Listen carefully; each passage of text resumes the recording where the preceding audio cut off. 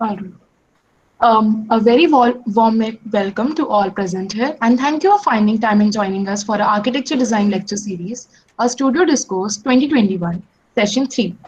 This year, the Architecture Design spin-off focuses on the development of alternate identities and expressions for Sri Lanka as a part of ongoing second year fourth semester design studio, Emergent Sri Lanka, that could be generated in the name of development and progress while being based on the traditional systems and processes. We have with us a guest, Dr. D.P. Chandrasekhara, Dean, Faculty of Architecture, University of Moratuva, Sri Lanka. He brings to us wealth of information from academia and research at FARU. And architect Chintaka Vikramadje, Principal Architect of CA Associates. He brings to us deep understanding of Sri Lankan identity through his extensive work. This direct interaction of people engaged in Sri Lanka, in the making of architecture of Sri Lanka will help us to understand our learnings in our design in a better way. Now, our studio has been divided into three different units, which although have a similar ulterior purpose, but approach it in various different ways. The first unit is the Visual Identity Unit, which is represented by Gauri Gautam and Paki Srivastav. This unit design revolves around the national identity of Sri Lanka, portrayed by the architecture visually. It aims to create spaces that not only induce memory but also experience Sri Lanka. This is done through the methods of case study and context using the lenses such as sustainability and stability. Unit 1 was mentored by Parul Sharma and Anisha Chakrabarti. Unit 2. It is the unit for the space of all unit, for all unit. It is represented by Anne Samuel and Kushagra Gosain. The main goal for Unit 2 is to focus on the idea of space for all with respect to the context of Sri Lanka. As a unit, they try to achieve this by trying to understand how a sense of belongingness and familiarity can be brought into a space, making it a place. This unit was mentored by Sanya Siddiqui and Swati Gupta. Unit 3. This is the Architecture for Stability unit, which is being represented by Samiksha Bansal and Tanishq Roy. This unit is questioning the role that architecture plays in the formation of a well-knitted society and how it has the potential to bring communities together and rehabilitate the marginalized while seeing the role it plays in strengthening the national identity of Sri Lanka as a whole. Lastly, this unit was mentored by Srizani Hazra, Shikha Duggal, and Avitesh. Now, I would like to introduce our moderator and a second year design studio director, Professor Amrita Madan, who is a practicing architect and educator and researcher. Her keen interest in the crossover between fields of creative thinking in the making of space, experientiality, and narrative based design methodologies would guide us along the way. Now, I would like to welcome all the panelists, starting from Unit 1. Thanks, Rashi. I think this is where I need to sort of, make some whatever of my role, right? So Yes, ma'am. I think we have a very interesting line of observations, I would say, which will also be questions for both our expert speakers over here. And each unit has come up with a series of ideas that they have been engaging with, struggling with, working with, and also trying to connect with what they've heard from both the experts today. So I'm going to, jump to unit one. Paki and Gauri, who are going to bring to us certain ideas. Paki, Gauri, Yeah, go ahead, yes, please. Yeah. yeah. So, good afternoon, everyone. Since we all know that our unit is heading towards visual identity, and we really need to get takeaways from it. So, so let's start with our memories and all that. So, when we went to the OCIS trip, we saw Sri Lanka in various layers. But then now, as we are doing it all online, we are doing various researches, we are doing various case studies about it, and most of them being residential initially, residential, and somewhat during some typologies, so like offices. So this relation with setting some priorities to start with the public side. So this and connecting this with your work. So since Mr. So DP sir, he said that in during vernacular talk that image house, it's based on the functionality because they really want to keep the dust away. And then at the same time, it's also focusing on the symbolism. the sacredness of that particular god that they're, or deity that they're looking forward to. And when it comes to Mr. Chintakar sir, then he talks about the priority, that the priority is the function, the spatial quality, and the social responsibility of the people. So here you have already set your priorities at a small scale, be it the residence or a temple or an image house. But when it comes to the public space, so what do you think is the priority set while designing a public space if we look at the vision of visual identity?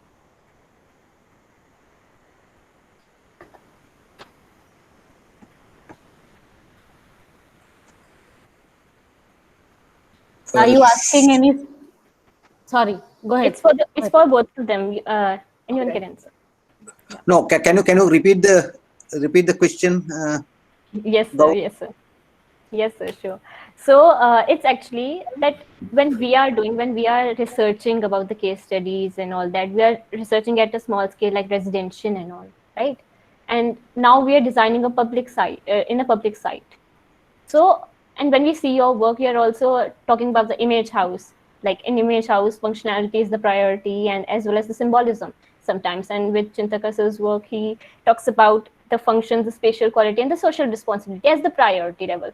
But now we're jumping to a bigger side, the public side, for the public, a commercial side. So what do you think is the priority set while designing a public space in context with the visual identity?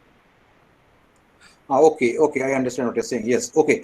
I think it's very difficult to generalize this public space, public domain, because if you look at the public spaces in the country, as I explained, if you take Colombo, which is very cosmopolitan, if you go to place even like Kandy or Galle, I would say because of tourism, because of the activities, you will see the cosmopolitan character. But if you go to a place which is, I won't say rural, suburban, or a local town, I think the situation is different.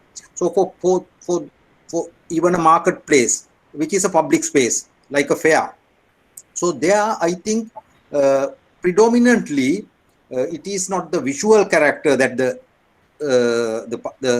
people will look for in the public space. It is the spatial experience and the opportunities to interact with each other. If you go to a town outside Colombo, even in Colombo, I think in the global public spaces that you experience, I think it's what is required, what is people expect is interaction, because even in urban situations, people are getting isolated.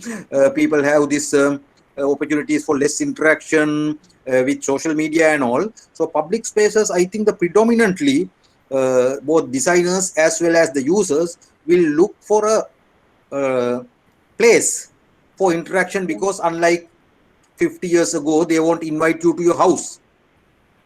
Right. House is small, you don't have a parking space in front of your house in the road, so it's a public space.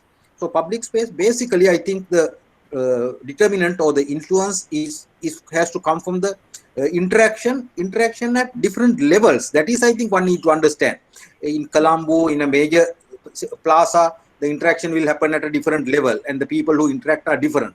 If you go to a small town or a rural area, that again differs from people to people.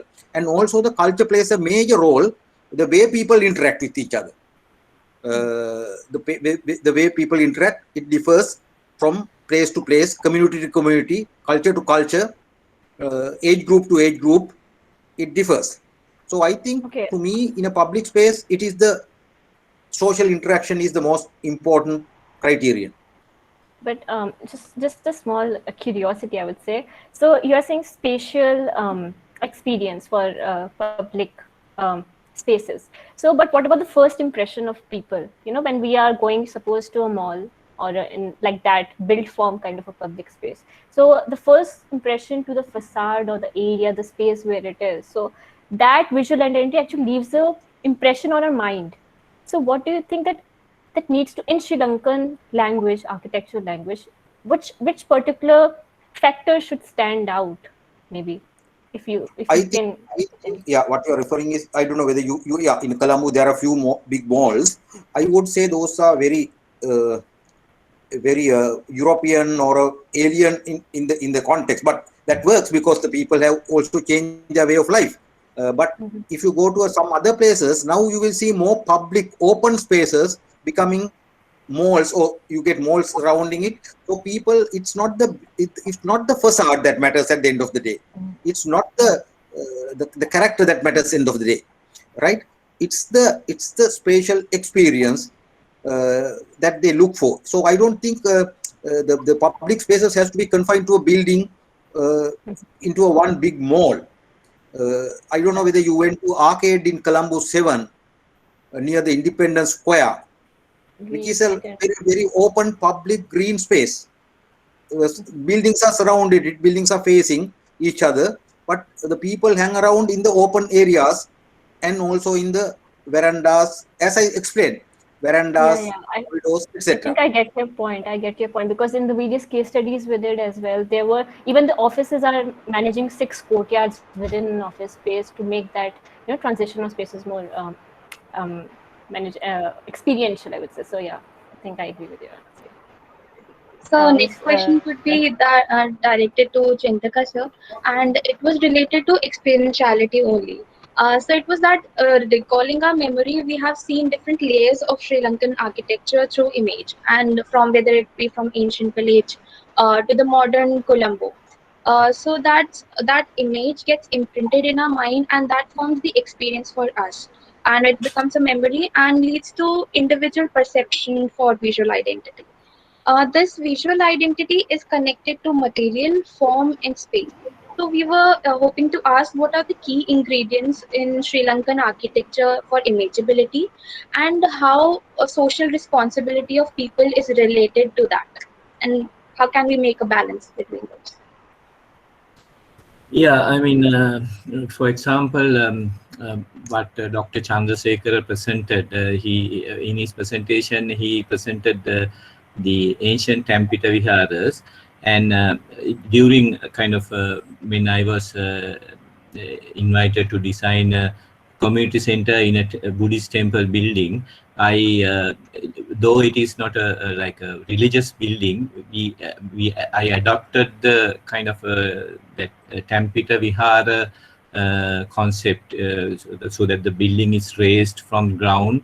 And of course, there was a practical reason. There was a paddy field next to it, and the road was higher, so the water can flow under the building to the paddy field, which was at a lower level. So that way, practically, we adopted the kind of these Tampita Viharas and the Viharas and the Ambalamas, the what Mr. Dr. Chandrasekhar presented. They are kind of unique buildings in terms of Sri Lankan architecture. In my opinion, the Karagaha Gedara Ambalama embodies the kind of main architectural features that a public building in Sri Lanka could have. So that's a kind of adaptation I have done. In terms of social responsibility, of course, most of the public buildings, the schools I have done, we have done for example, the Jaffna School, we allocated a kind of a central courtyard area for student interaction, and there was 2 existing trees. So that kind of social interaction was kind of encouraged between, because the situation was that the northern province of Sri Lanka went through a 3 decades old war, and they were kind of traumatized community. So that kind of they were actually scared to come out, things like that. So that's a kind of a social approach we did. Same thing we did at the German Tech Kilinochchi. We created a common gathering space in the green space in the middle of the complex, so that the vocational buildings are surrounded by it, and then the students can overflow into this green area and kind of interact. That kind of approach we took. So depending on the situation, you can adopt and kind of use for example, the school, the public school I did in the first project, in the Ampara district, where 58 students of the same school, out of the 300 students, 58 had died by the tsunami, while not in school but in their homes. So like when they came for the next term, there's out of 300 students, 58 students are no more. They are like the friend who sat next to you, and she or he is no more. So that kind of a traumatized situation. So there I try to create this kind of a step back section, so that when you stand in the corridor of any flow, you can see the whole school at once, so that they're kind of a togetherness is created, so that you can interact with each student, and you know what is happening throughout the school, that kind of a situation. So I mean, depending on the challenge you face, we have to adapt and kind of think creatively and come up with solutions. I would like to come in over here before you, Gauri. I know you want to say something, but just in connection to this, the trauma that you have mentioned a few times, and we see a lot of examples of it across the world. What is your take on how this trauma? Does this trauma need to be be reminded? Does one need to be reminded of the trauma on a day-to-day basis when we are inside the architecture? Or do we actually, take these steps to separate that moment from the daily experiences of the people in a case like, the student school? Yeah, I think separate it from their memory. I mean, by these interactions, I kind of like gathering together and social interaction, and maybe they can, like, for example, the Jaffna school, I have seen them playing football, so kind of recreational activities. They need to put it behind their back, and I mean, kind of course, I mean, medically, of course, there's another kind of way of dealing with trauma and things like that. But I mean, as architects, by encouraging interaction between these traumatized students, the social interaction, I was thinking, will kind of put that memory back, kind of put it behind you and look forward. Yeah, thanks. Gauri? Yeah. So the next question is for both of you, and let's go back down to the memory lane of our trip. So the personal experience of mine, I will just talk about me here, personal experience. So we got the honor to go to Jeffrey Bawa's number 11, and we personally experienced the first hand of his house, the kinesthetic experience. So when I was there in just the passage, this small narrow passage, and it had these narrow slits in the ceilings, and the green was standing out in this whole white space. So that feeling of all the light shadow playing with your movement and all that kinesthetic experience, and then the imprint that it has on our own memory. So that kind of Jeffrey Bawa is known for merging a built form with the nature, and has created a national statement of architecture with us. So if we were to accommodate and iterate it in our own way in this commercial site, would it still make the national statement? And if yes, then why? Experientially, I would say. Can I answer, Dr.? I mean, when Dr. Chandrasekhar mentioned about Jeffrey Bawa's work, he can you remember, he said, you can't draw a line between where the interior ends and exterior begins.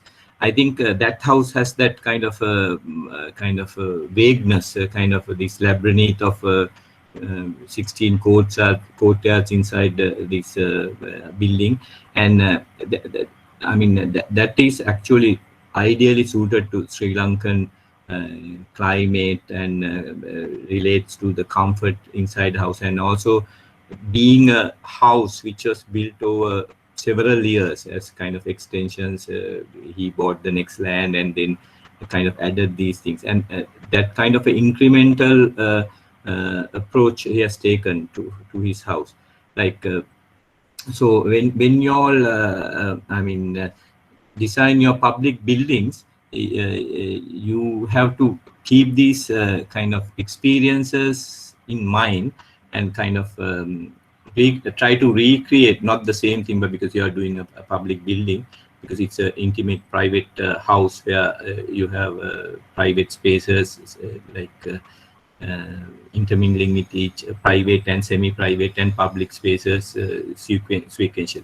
And I think the one most important thing about Geoffrey Bawa's architecture is the procession, the sense of entry, that you come from a corridor and then come to like a lobby, and then to a you can always see a courtyard at the end of your axis and things like that. Those like tools, those kind of methods can be used in creating architecture in the way. I think Dr. Chandrasekhar can add if you. From Mr. DP sir, I would really ask you in this question only, what about the national statement? This Geoffrey Bawa's work as national statement public. Yeah. Yes, I think your issue is this. Even if you take Geoffrey, you don't get a single building that Geoffrey has designed in a true urban situation. He has done some buildings in Colombo, but I don't think he likes to mention them, nor the others. What he has done is basically he needs bigger sites, good space. As Chintaka said, he needs this spatial progression. So from you need to take him through a journey. And in an urban site, you cannot do unless in a small houses he has done it. But again, taking fairly large site areas compared in residential building. So in a commercial building, I'm not very sure how you are going to create a national identity or a national this thing because the activity itself is alien. What the closest that you can see is the fair or the traditional fair or the this agoras in traditional architecture term, where people came in, and did the commercial activities in open land, maybe with few shelters. So if you look at the Colombo commercial centers, I don't think anyone of them have tried, the architects have tried to give a national identity. No, the function demands it. So if you think of a national identity, I think the function has to be different, because in a commercial building, it's not the real need, and unless it's a tourist a building catering to the tourists, who are seeking for some kinds of traditional crafts, arts, etc. That's a different situation. But otherwise, commercial buildings will not have national identity.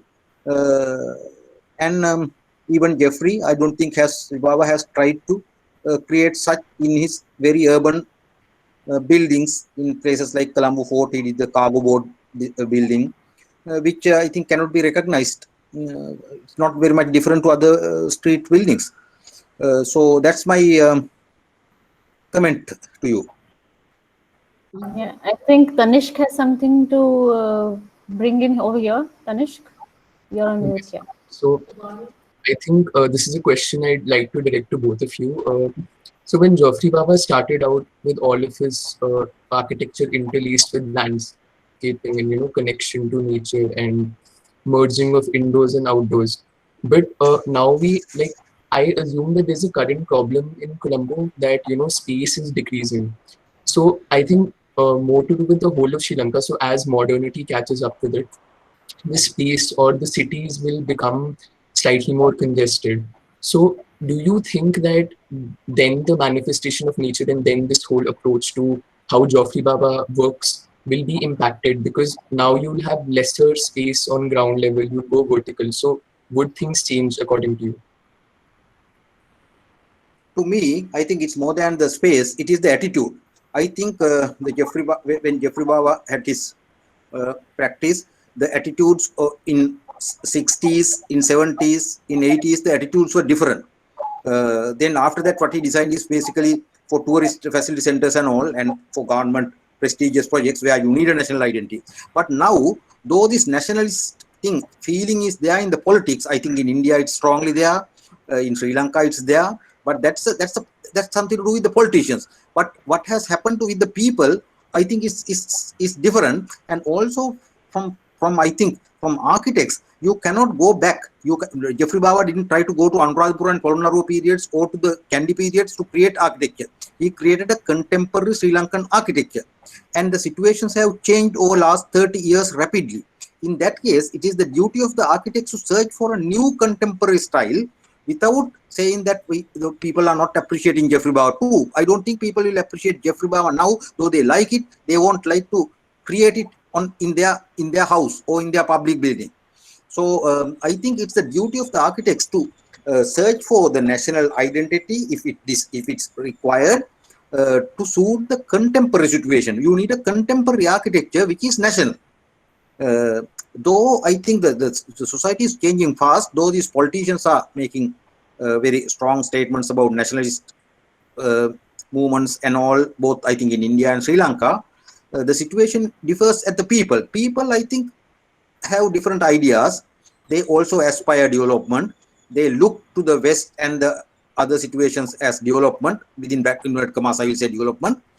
So probably, as I think you mentioned, you have to educate the client, as well as the users, and also the architects have to create new, be very innovative in this sense. We cannot go back not to the past, but even to recent past, like what Geoffrey and Minette created. That's my response. Yeah, I agree with Dr. Chandrasekhar. I think. Thank you. Can I talk? Yeah, Go ahead. I Yes, agree please with go Dr. ahead. Chandrasekhar. I think we have to look beyond Bawa kind of a situation. There are kind of current modernist architects in Sri Lanka practicing at the moment, such as Thisara Thanapathy. For example, he has done this refurbishment of a warehouse complex in Colombo 10, Maradana, called Trace City, where kind of he has retrofitted kind of interior office, commercial office buildings, and then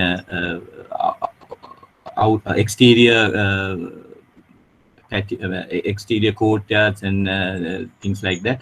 And the thing that we are, as architects, we have to be careful is that we shouldn't get carried away by the consumerism culture that is affecting all the situations in the developing world. So without kind of trying to copy these alien buildings in Europe with a lot of glazing, which is not suitable to Sri Lanka, we need to look at, as Dr. Chandrasekhar say, a contemporary kind of approach to Sri Lankan architecture. I think one good example I can cite is that Thisara Thanapathy's the Trace City in Colombo 10, Maradana, kind of a refurbishment of a old warehouse complex. And there's another second stage there where there will be a tower with a promenade. And if you look at that project, you will understand how to kind of treat public space in that kind of a context. So yeah, thank you for that, because I mean, when we were also talking to our students right in the beginning, I remember a lot of us saying, look beyond Bawa, because I mean, are you going to be defining everything that you do from that one moment? And if there is no past or future beyond that moment. So our students have been struggling, and this is why they are questioning actually what is it that we need to take care of, what is it that we need to bring into picture. And it's quite heartening to know that even as you are saying, that even Dr. Chandrasekhar said that what the people on ground want is very, very different from what we, even as architects or people who are for us from a little far away, are perceiving to be important. People's perceptions are critical, and I think we wanted that perspective from you. So thank you for bringing that here. And I would like to now move to Unit 2, Anne and Kushal. Please go ahead and slightly let's have some another view. So this unit is talking about space for all, and they've been struggling with this idea. I think a lot of them have been engaging with this idea of vernacular, and finding that disconnect between what they understand to be vernacular and what they understand to be contemporary, and what is the place of vernacular. Is it just in terms of symbolism, or is it in terms of materiality, or is it in terms of processes? How does vernacular now imprint itself? Should it also imprint itself in an urban context? I think that's where their questions come from. So I'll leave it to Anne to take that discussion forward. Yes, ma'am. Thank you. So, as ma'am said, we were focusing on the idea of space for all, and earlier itself we were talking about your works, Chintaka sir. So I want to direct this question more towards you. That when you talked about Al Hussein School, which was a post-tsunami event, and the Kayatri Vocational School, Vocational Training Center, which was again a post-war associated structure, right? So both of these you already addressed the how you designed because of the trauma and how you designed specifically for that. But I want to ask more about how this you were able to create a sense of belongingness within the two structures and the two designs. So a lot of design decisions might have come from the the events that happen. So how do you create that sense of belongingness? So if you could tell us a few tools that helped you to create that sense of belongingness. Yeah, I mean, if you take the example of Kayatri Vocational School, I mean, Jaffna has been, Jaffna is a place that us from the south were never able to go until kind of I became an adult, like my whole childhood, and then until I passed out, the war was there. When I visited Jaffna for the first time, seeing it through my eyes, when I was more than 45 years old. So the first thing that as a kind of a character of Jaffna which struck me was there's a fort in Jaffna, Dutch fort, and the graying coral stones of Jaffna fort, which is about just 6 kilometers from the Kayatri school. When selecting materials, I was inspired by the graying coral stones of Jaffna fort. That's why we selected gray, like a cement bricks for the construction, in addition to it being a sturdy and robust material. So that way we kind of try to bring in like a context and to the building, and the creation of the courtyard under the shade of the two existing trees was kind of to encourage like student interaction in that space. In terms of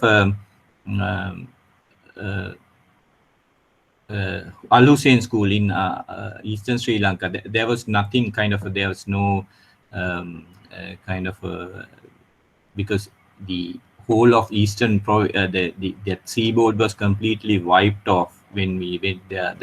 The tsunami, the worst affected area was this area in the Ampara province of Eastern Sri Lanka. So there was nothing to actually kind of get inspired or get idea. So this was kind of created as a kind of a beacon of like regeneration, that this building will kind of create a sense of it will act like a beacon, because the whole area was completely flattened by the tsunami wave, and this kind of like a lotus coming out of a mud pond, kind of this new building. But of course, catering to the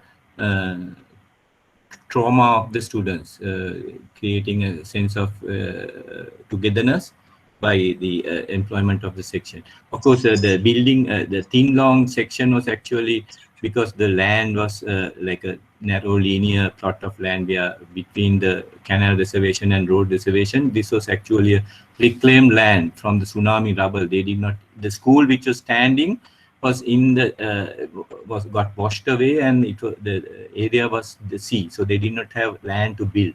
So that linear narrow form was created due to the shape of the plot.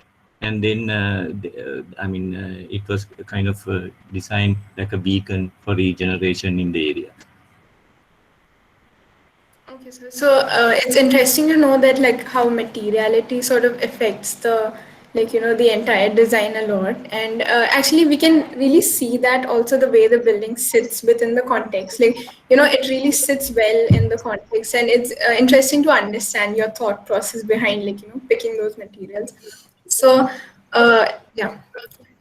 So like since we are already talking about how a particular event will shape the spaces around it. So this question is more directed to Dean sir.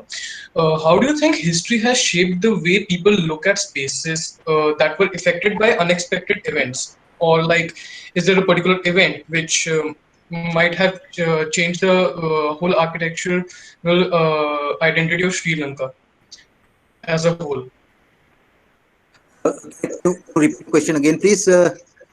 So my question is like since we're talking about unexpected events, and since we're talking about like how the sir has responded to like a tsunami happening, and how he has responded to it by creating a very particular space. So I was talking like on architectural identity of Sri Lanka as a whole. Do you think that are there particular examples, or like is there a particular event that has changed the way people perceive the space as a whole in Sri Lanka? It's a particular event that has changed. It is an evolution over time. It's an evolution over a time rather than a sudden change. Okay. As I explained, it's the religion has played a major role, but if you look at, the religion was very accommodative. It was unlike today. Now I think it's hardly difficult for oneself to suggest to build two buildings for two different religions in one site in India or in Sri Lanka because of this political agendas and all. But in a situation even 200 years ago, it was not an alien thing. People were able to tolerate, work together. So this differentiation between the ethnicities or the religions were not that strong. So I think it was an evolution over time, but now I think we are in a completely different scenario after modernization, after industrial revolution. So I think this is the challenge that the architects has to face. We have a strong tradition, both India and Sri Lanka, but it has changed due to colonization as well as due to industrialization, and we try to search for this national identity which we value most. But on the other hand, the society has changed. So how do you reconcile this? I think is the issue probably that we are facing. It's not one event, it's an evolution over time. Okay. I think that's the difference, right, Kushag? We are looking at it. We have been thinking about it as those events, right? And again, the before and the after. And I think it's an interesting point that Sir is bringing over here, that you can't look at them in isolation, and you have to look at them in, you have to connect all the befores and all the afters, and move ahead from there. So you were saying something, Kushal? Yeah, I was just like commenting on that. I guess this is the major thing that we have personally been struggling on in creating a space for all. For our unit, to like how we are still searching for that particular identity even after all this time, because of the fact that we have been looking at it in a more isolated way rather than. I was just like commenting on that one. Yeah. I think that's a good point for you to make. Yes, I just want to bring in one more point over here. Maybe there is an issue of a consideration of the kind of patronage. I think Dr. Chandrasekhar brought that up, that patronage over years of, there's been priestly patronage, there has been kingly patronage. There is, and what is the projected patronage, patterns of patronage that one sees in the society? Is it essentially a commercialized patronage, or is it a globalized patronage that we are going, that the country is moving towards? If you look at the new development that have been proposed. So I think to even focus on this idea of of patronage would be interesting for us to maybe comments from both of you on that. If patronage can help the students look at things in a more holistic way. Comments from both the speakers, please, on this point. Yes, I think it's important. But what I see, it's also like this. Now we are doing a design project with maybe 30-40 students in the batch, right? I think what you can probably do is allow students to take a standpoint on their own, which they think is the right thing for Sri Lanka. Because if you ask 100 Sri Lankans, they will say this is what we should do. 100 different opinions, and they differ from one another. And I think the students will also have different opinions. There is not one thing right. Some would say it's the modernism that you will, I think, as Nehru searched, inviting Corbusier, having lots of talented architects in India, he invited Corbusier. He was searching for modernity after independence, right? Which was completely different to what Mahatma Gandhi and others taught. But then other people had other ideas. I think people like Balakrishna Doshi had different ideas in architecture at a later stage. So probably your students can also have different standpoints, and don't question that standpoint, I think, because it's very difficult to check whether that is correct or wrong. And if they produce architecture to suit that standpoint, I think they have achieved. So in Sri Lanka, I think they should suggest this is what Sri Lanka should be in 10 years, 20 years time. Make some justification and try to achieve that through their architecture. That should be questioned, but not the first one. What Sri Lanka should be, I think it's a very difficult question to answer, because there's no right thing. If you ask our politicians, they will say different things. And if you ask architects also, they will say different things.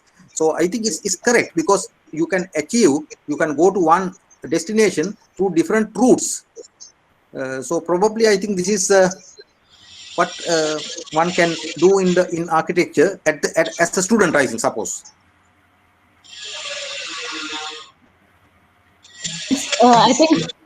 I think what Sir has just done is made it easier for all of us to take decisions and not be scared about whether it's right or wrong. We do talk about it. Anne, go ahead. Yes, so like right now I want to bring in another observation that we all saw while we were doing our research, is that like there was a capital shift within Sri Lanka like a few years back. So what we felt like, we had some questions about it, like, did people feel like there were like spaces associated to it might also have had some shifts, right? So we wanted to like, ask you whether like, how did people perceive this? Like, was there a sense of belongingness being like, shifted there? Like, was there something within the people that was happening, like, experienced? Shift of what? Shift of capital? Yeah, so there was a shift of capital from Jayawardena to Jayawardena. Colombo to Jayawardena. But that shift was not very significant, because it's about 20 kilometers, not 21, 15 kilometers, no, Chintaka? 10 kilometer shift, because Colombo was becoming congested. Jayawardenapura was a marsh, and it also had a kingdom in about 16th century, and it also tallied with the name of the President Jayawardena. So everything clicked, and the kingdom was, so administrative capital was shifted about 10 kilometers to the east. Yeah. But after the independence, there was a movement to take the capital back to Anuradhapura, because that is the place where people see Sri Lanka, the origin. But the Colombo people didn't like it. For them, it was shifting. But Jayawardenapura is a 10 kilometer. You can live in Colombo and go to Jayawardenapura. So the shifting capital, even most of the European architects who had come to Moratuwa has asked this: why didn't you shift capital to Anuradhapura after independence? I think my answer is we have not decolonized. Still, I don't know, in India it's different slightly. I think you have more nationalist feelings and senses, but I don't think we have not decolonized, though the Britishers have left. So the shifting of capital is not a major issue because it's just a shifting from 10 kilometers. It's a sprawl of Colombo. It's part of Colombo, in fact. Yes, sir. Okay, that is really actually, that clears a lot of questions in our minds too. Because for us, when we were thinking of a shift of capital, it was a drastic change. But rather, it's really interesting to know that people took it in a really understanding way, and they were collectively fine with it. So.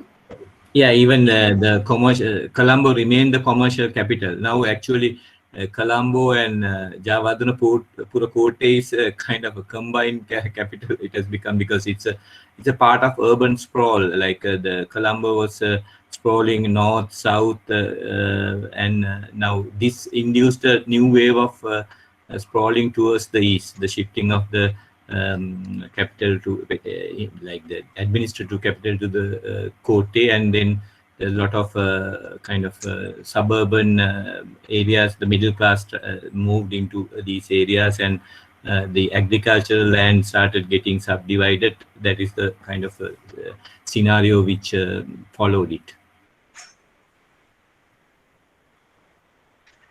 I think Unit 2 has run out of any more commentaries, or we are running out of time. I think Unit 3, you can jump right in. I won't say much about, but you have something to say about architecture for stability. Go ahead, Tanishq and Sandeesha. So I think Rashi gave introduction, focusing on is to create stable entities. Tanishq, we can't really hear you. So I think Tanishq, we can't really hear you. Put off your video. Maybe it'll get better. Yeah, go ahead, Tanishq, talk. You're on mute right now.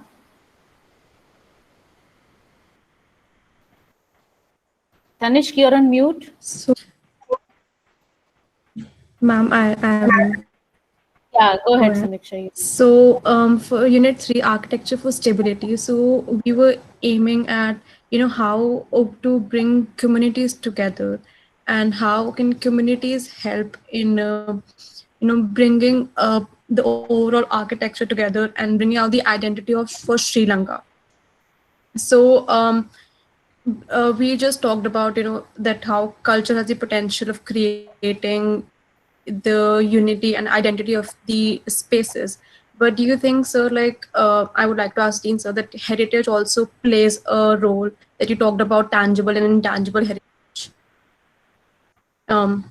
Yes, actually, DP sir is actually, I think, written in, am I audible? Yes, yes. Yes, you are.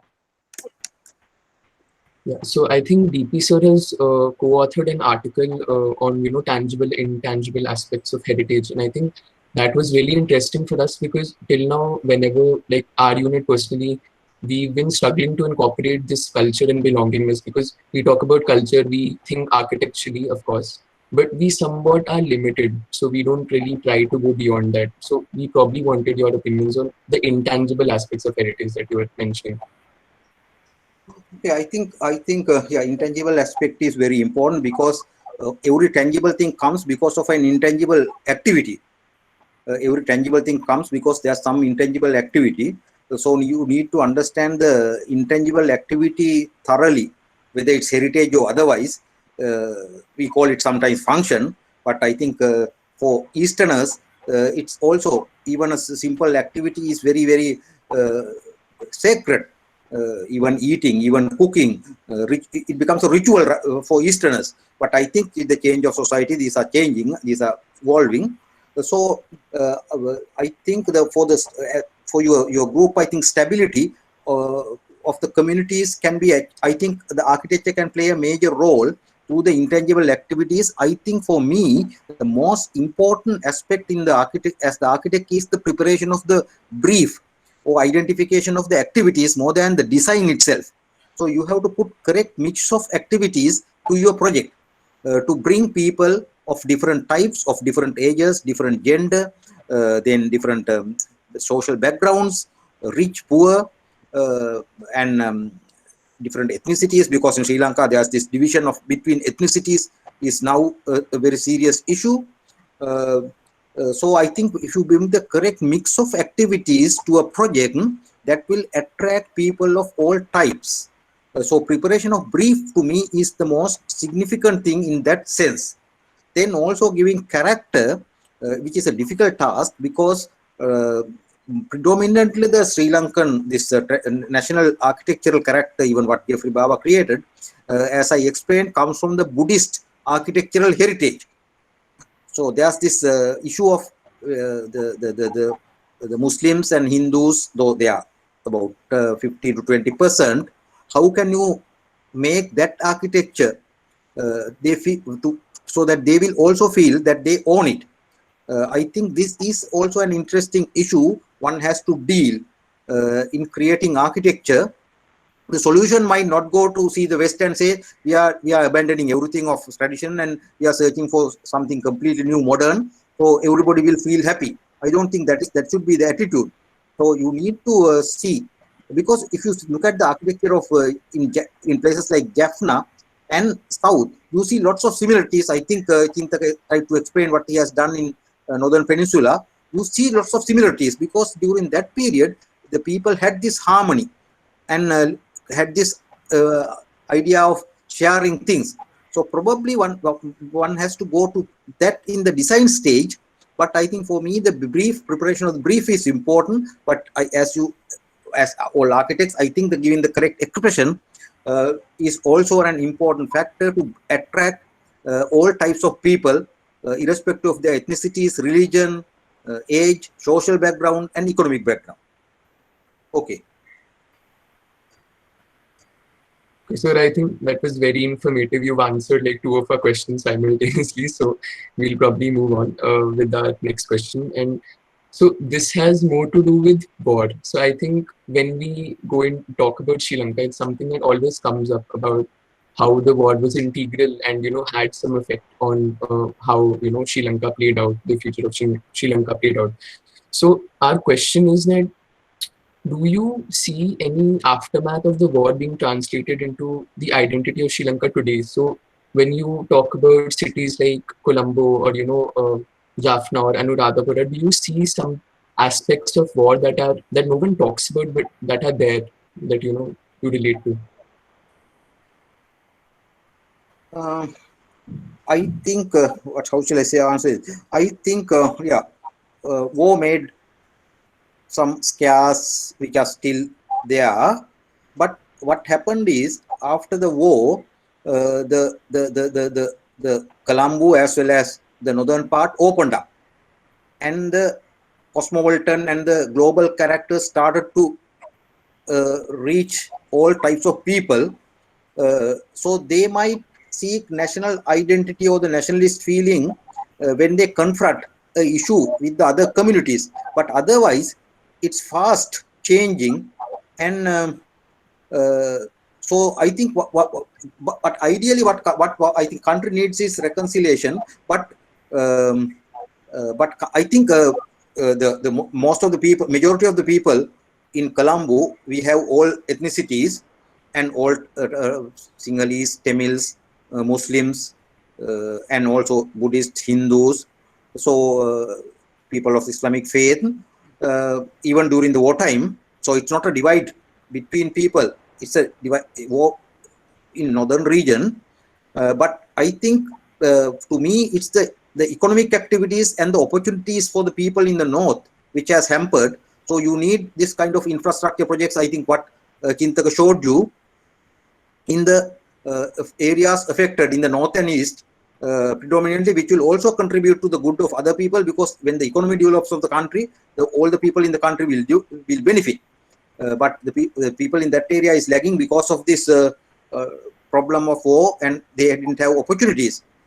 So I think it's more than the search of the identity or a new this thing. it's more the opportunities and inclusion of people in all parts of the country without having a division in regions or areas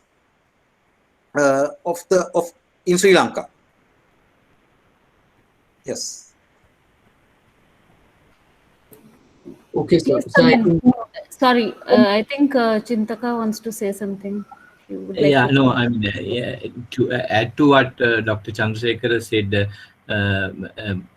because the Jaffna was kind of, it was blocked, the northern province was blocked from the southern area. The development of skills, soft skills, and everything was on hold for almost 2.5 decades. And from my experience, when we started construction in Jaffna and Kilinochchi, we had to bring in skilled workers from the south because there were not enough skilled workers in the northern region to help the rebuilding effort, because that if they had, they could have economically gained by employing in these reconstruction efforts, but because of the lack of skills because it was closed and about one generation was completely under war. That resulted in this lack of skills, and especially the vocational schools that we did was aimed at kind of producing this kind of skilled workforce in the area to help rebuild the region, because it was economically backward due to the war, and there was no link from the south to the north. And now it is gradually opening up. Now, for example, if you see Colombo, there's this shopping mall called Majestic City. The same commercial company, they opened, I think, the first shopping mall in Jaffna, shopping mall Kum Cinema Complex. So those developments are now actually moving to Jaffna Peninsula, whereas it was like a city living in a time capsule. When there were old British cars running on the road, and only after the end of war you could see like Japanese and other European new vehicles. So it's a kind of a, as Dr. Chandrasekhar said, the economic opportunities that after the end of the war, which created this kind of a opening of the economy and integrating the northern economy into the whole country's economy, is what finally happened after the end of the war. Thanks. Yeah, great. I think that leads to our Tanishq, you have something to say. I'm sorry, I'm interrupting you, but I think it leads to our final big question that our students have. They want to kind of bring it together as per their understanding for Colombo, the port city, and in particular their site that has been given to them. I think they have some critical queries. Before that, Tanishq, you had something to say. When we move on. So I was just talking about, so DP sir has authored another article about the changes that Jaffna is going through, I think, and he talks a lot about, that how the impact of modernity is affecting the cultural landscape and how a lot of changes are happening.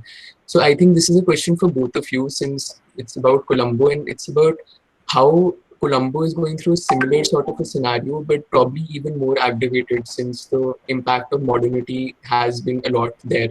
So I think now we just want to focus on, some aspects of Colombo and why it is changing and how it is changing. So I think, guys, all of you can sort of.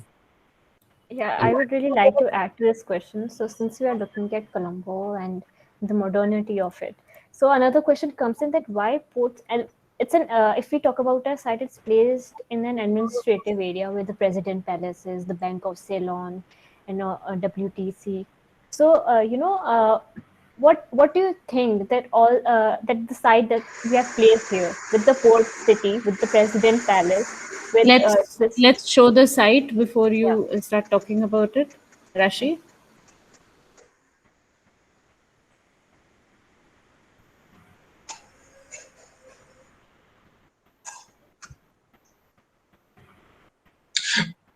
So a site is basically based in Port City, and it's near Rashti, go to the slide.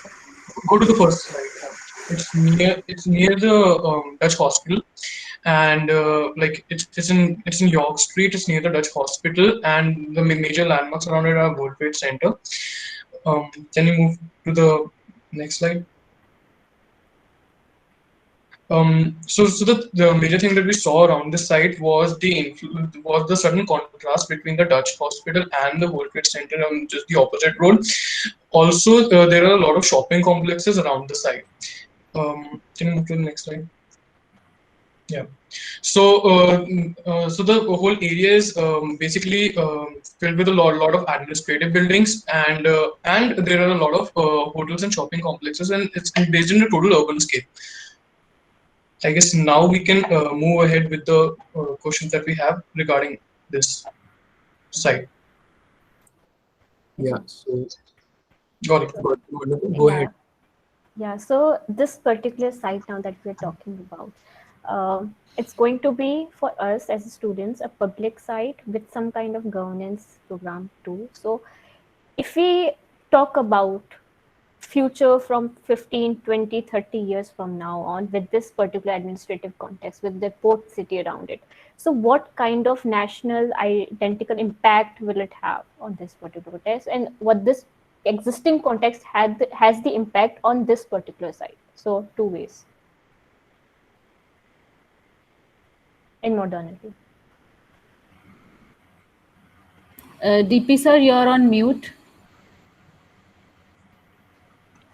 I think it's very important to understand Colombo is a creation by the colonials. It's a colonial city, first by the Portuguese, then by the Dutch, then by the British. Even today, it's not an indigenous town. It's a colonial city. Even if the area that you saw around Colombo, it's British buildings of the colonial period. And after that, what you see is the Bank of Ceylon and the World Trade Center are the new international style buildings. And now you have this Chinese city coming, which I think India has a major issue, and Sri Lanka is in between. So I think probably this international developers will come and international architects will come. When the money and the international pressure comes, I don't think a country cannot dictate terms, and you will have very modernist international style buildings in the port city, and that will also have an impact on the historic fort area. So for this site, I would say it's very, very difficult to search for the true national identity to create it. Probably you need to understand this also you need to respond to the historic colonial character, whether we like it or not. It's a fact that British ruled it, that was their capital, and they constructed these buildings. So I think the architecture has to respond to this physical context of the British period and also this Dutch hospital to some extent. And also this area will predominantly be used not by the residents of the city, but by the tourists and the visitors, because the people might come to Golface for relaxing, but this area, though it's close, it might be basically for the tourists and the visitors, basically, and the people who might be living in the fort city and all, because you will not have large blocks of residential buildings in this area. But people coming to Colombo during their break, working in the office and all might use this. So I think in that context, you have to understand the users, the function, as well as then the physical context. And whether we like it or not, Colombo will become a cosmopolitan city with international style buildings. Probably the national identity, if you want search, one has to go to place like Kandy, or maybe even in Jayawardhanapur you can do it. Unfortunately, the government is constructing offices also in very modern buildings in that sense. But probably Colombo will become, I would say, a city with international modern buildings lacking any Sri Lankanness.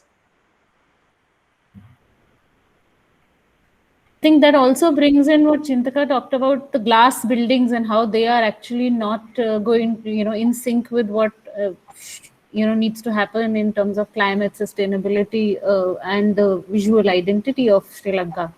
So maybe you want to come in over here to talk about that correlation also. I mean, students were wondering, is materiality, what kind of materiality would this site, should it possess? So any reactions on that, Chintaka?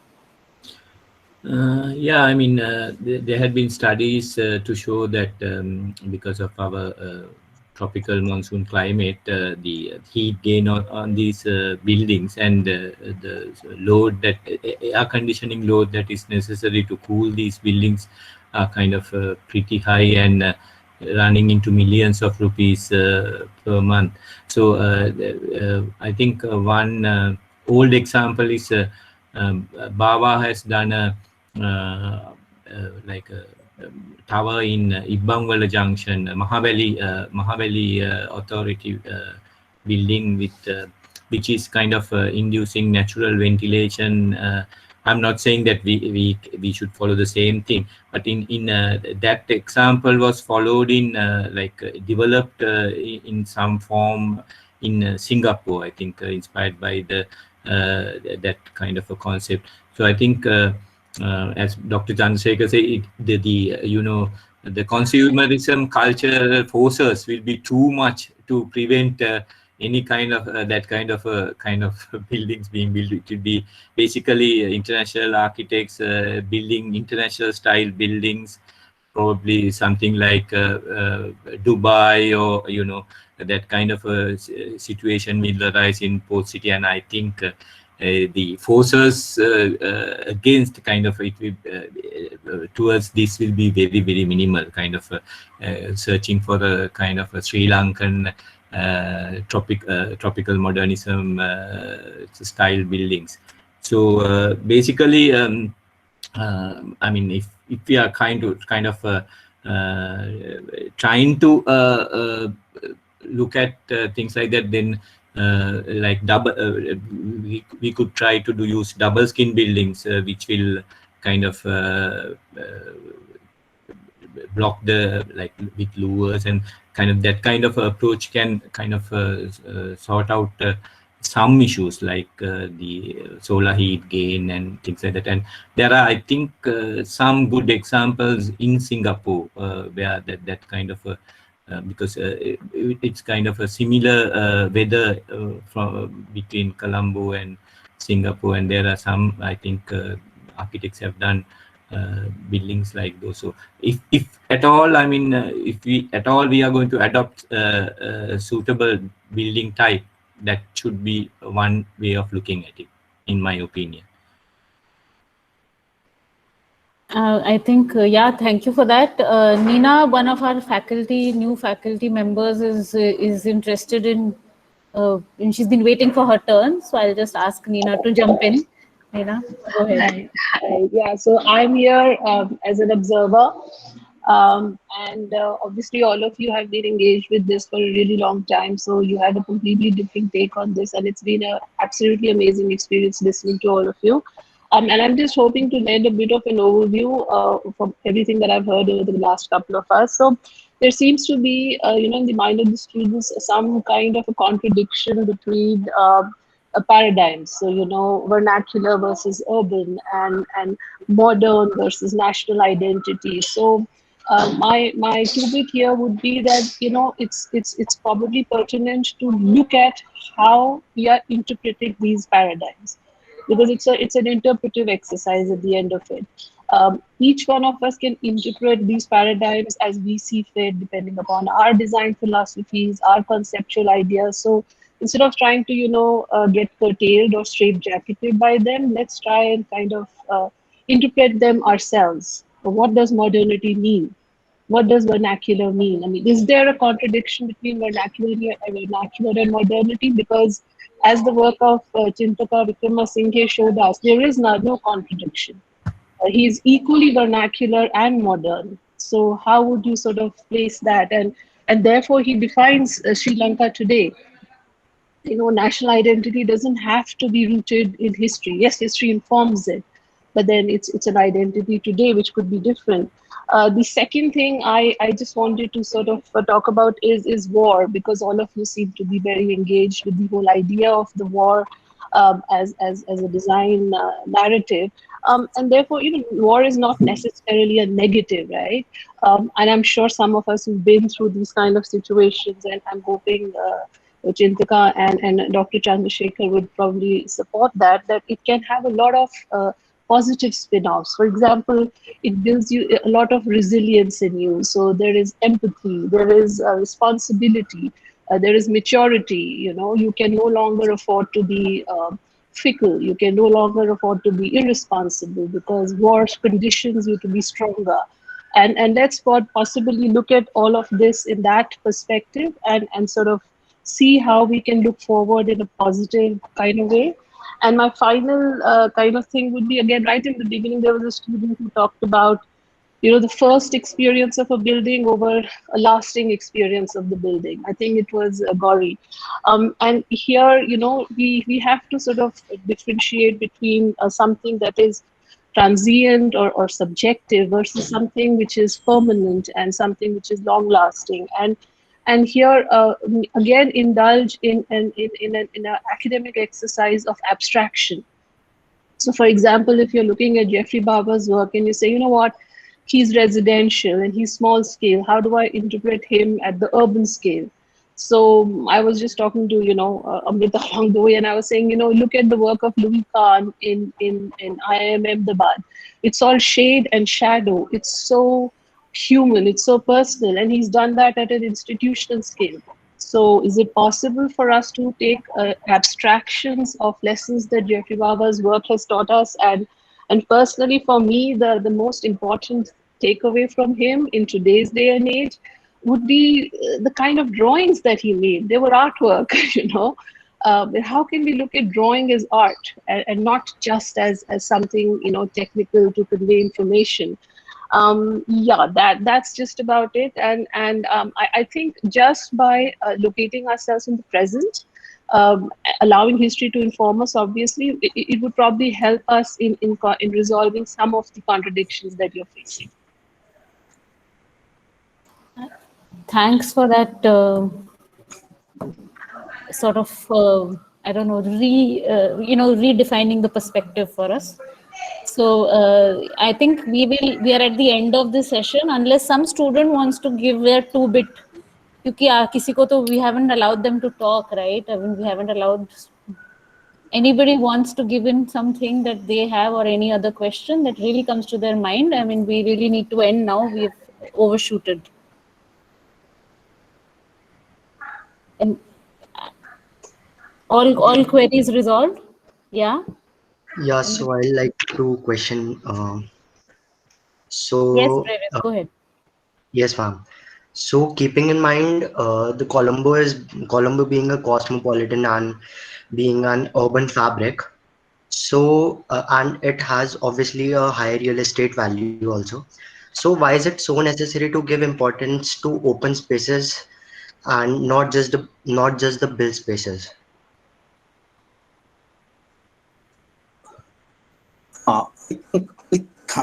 Yes, open spaces are very important in a place like Colombo, because when you have more and more built spaces, the city at the end of the day will become a very unlivable.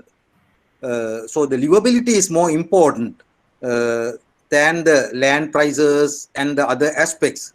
Unless you make the city livable, nobody wants to come, even a businessman to invest, nor a person to live, nor a tourist. So livability is more important. I think these open spaces play a key role in that sense. Even I think today Colombo is considered not the part that you are dealing. The other areas are considered as a garden city because British laid it in such a way, keeping large avenues, trees on either side of the roads, parks and all in Colombo 7, Colombo 3 area and all. So I think it's important to have this kind of open public spaces in the city center to make it more livable, even if you think of in terms of commercial value, to attract more tourists, more businesses. I think that's very, very important to make it clean. I think to some extent Colombo is clean now. This kind of spaces will add value, and it's a worth investment at the end of the day, even if you consider it only in economic terms. But it makes the city, the architecture, very important, very significant. So I think these public open spaces are probably the most important space, more than the buildings, at the end of the work. Colombo needs, I think, especially the central business districts, needs more public open green spaces. You can compare a place like Delhi with Mumbai. I think definitely. Why Delhi is nice, I think. That's because you have lots of public spaces, green spaces. It's a laid city compared to a place like Mumbai or any other new cities which has come, and the architecture and the town planning is dictated by the commercial interests. Yes, I think that's answers a lot of questions. They've been wondering, should we build tall, should we build broad, should we build narrow, should we build spread out, should we build inward, should we build outward? And I think all of you will be able to take your own individual decisions based on today's discussion and all the inputs that you've got.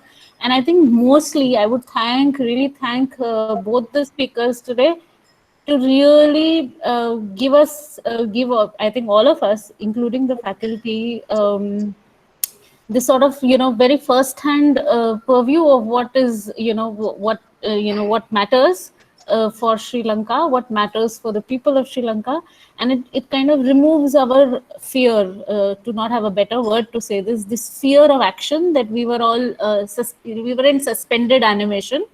We were unable to see whether we were seeing the right things or dealing with the right things. So I must thank both of you to really bring us to that point where we are able to, I think, put our ideas into action. Thank you for all your inputs and for those wonderful presentations. And we do hope to continue this association in many more ways. So thanks so much to the student panelists to really be doing this, spending time formulating their ideas, and to be in constant touch with, on WhatsApp, we are on constant touch. They're saying, should we ask this, should we ask that? And it's great because it's really become a very well articulated debate. And let's say, these are second year students who've spent their year on an online medium. So they've essentially had half of a first year, to really engage with us directly. So I think kudos to all of you to really do that, really well. Thank you so much to both the speakers again. Can I speak, madam? Yes, please. Yes, please. I must thank the staff of the university for inviting and giving this opportunity. But more than that, I am highly impressed with the students, their questions and their interest.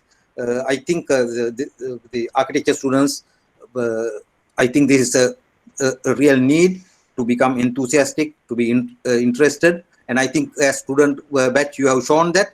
And I know it's very frustrating to do work online for a field like architecture. You don't meet each other. You have limited opportunity for peers, learning from peers and meeting staff. Hopefully, I think situation would change in at least in coming 6 to 7 months time. But I am highly impressed with the students, and thank you very much for this opportunity. And I would like to invite you to Moratuwa when the situation improves of this pandemic, and probably have more interactions in time to come. Thank you, madam. Thank you, sir. Yeah. Thank you very much for inviting me as well, and I wish you all the best in the design work of the project. Thank you. Thank you so much. I think we can now log off. Thank you so much. We will definitely come. And sir, we are coming. We've already been there last year, but we probably didn't interact with you. But now we are coming. I think we are all desperate to kind of see this from the other side as well. Thank you so much, everyone. Thanks. Bye-bye. Thank you. Bye. Thank you. Thank you. Thank you, ma'am.